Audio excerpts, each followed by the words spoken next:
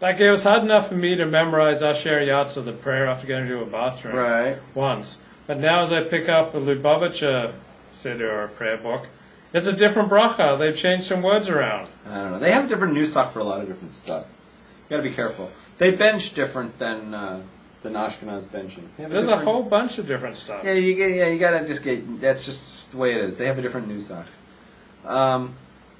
Henry asks, "What does Rabs do on Christmas?" Christmas to me is just like any other day. You know, I get up, put on tefillin. You know, I just do it. You know, Skype with my girlfriend.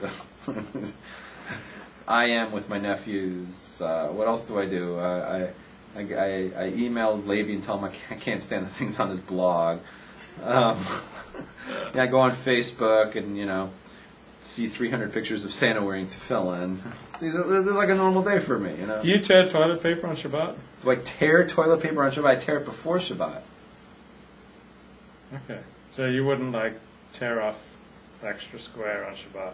Nah, if there was no pre-cut toilet paper, I would cut it. I would tear it in between, so it's not on the perforated edges. Shinoi. Yeah. Doing it with the difference. And would you tear it with your elbows? No, I'd wipe my butt with my elbow. What the? Why are we worried about this?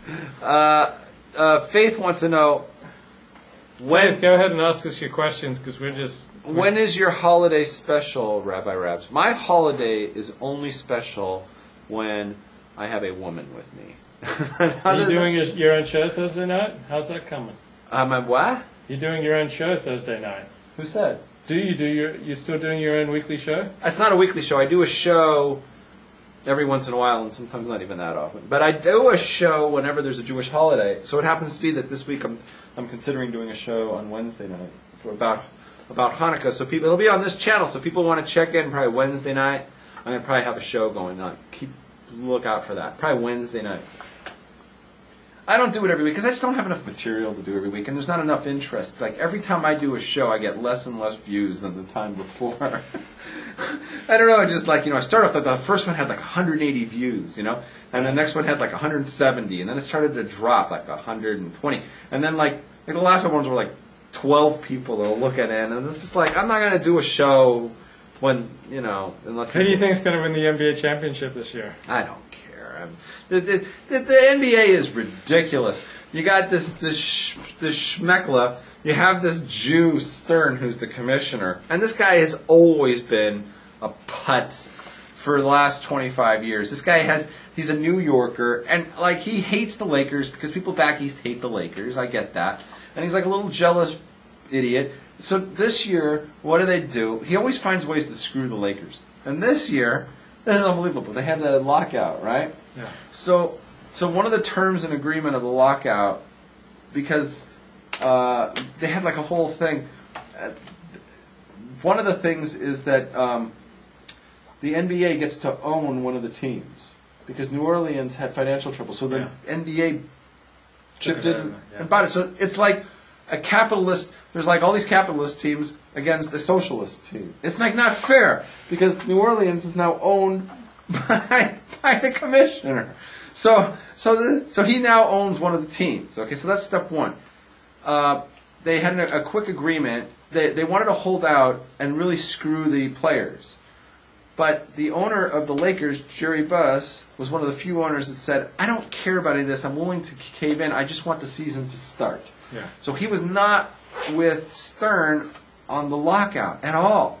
So Stern remembered that and is paying him back one. You know, he's going to give him payback. So the Lakers tried to orchestrate this terrible deal.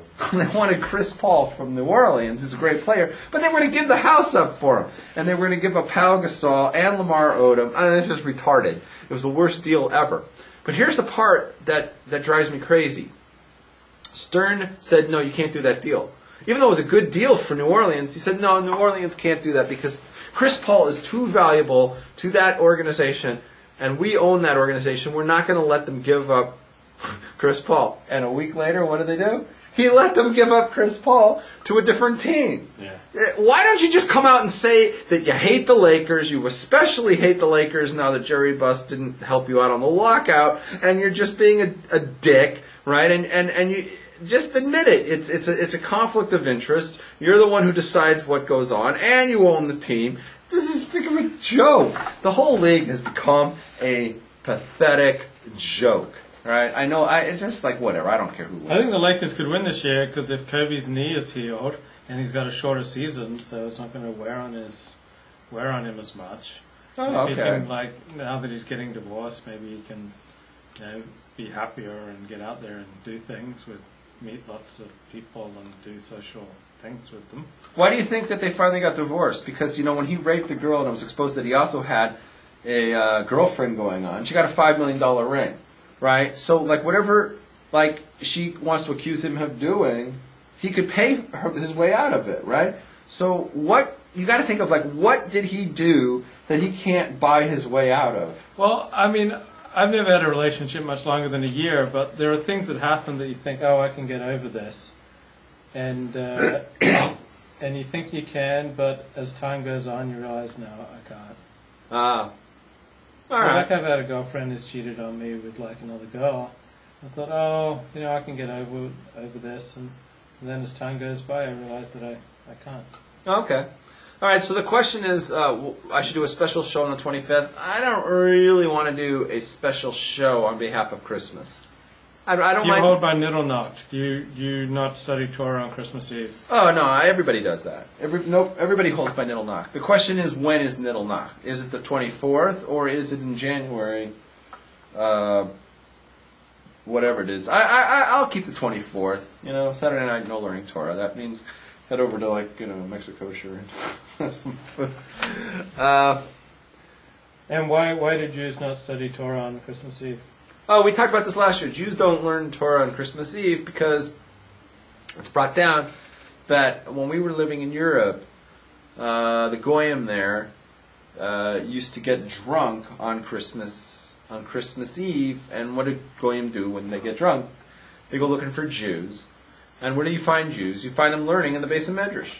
And then you pull them out and you hang them from a tree and you kill the Jews. So the rabbis poskin that's a sakana nefashis. It's dangerous for a Jew to go to the base medrash on the night before Christmas because the goyim could kill you. Yeah. So that's why it's called Niddelnacht, because niddel means hanging, hung. So it's the night of hangings. So the rabbi said you can't learn because if you learn, you may end up going to the base medrash to learn. If you go to the base medrash, you're putting yourself in danger. So that's why we don't learn. Some countries, they'd take the Jew and they'd throw the Jew down the well. Yes, so the country could be free. That's the problem. My country has a problem. Transport. That's right. Okay, so Faith has a question. Go ahead, Faith. Ask us your question. Faith, hope, love, charity, chastity.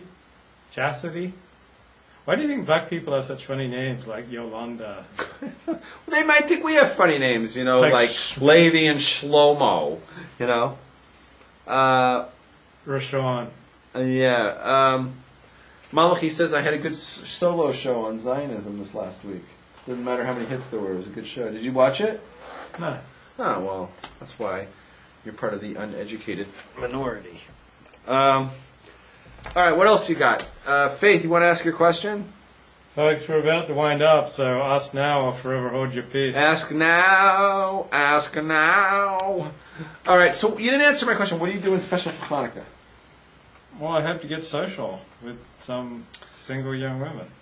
That doesn't happen anymore. I never tell missionaries my real name. I always tell them.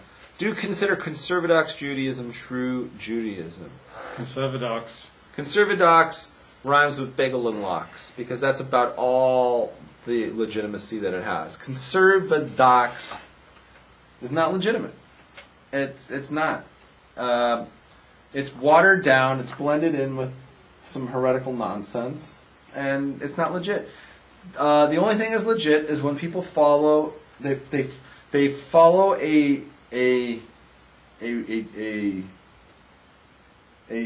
authentic form of Judaism. Whether they do all the mitzvahs themselves personally is not the issue. It's that which they purport to claim is Judaism has to be 100% not watered down, not sugar-coated. It has to be authentic Torah Judaism. Conservadox is a way of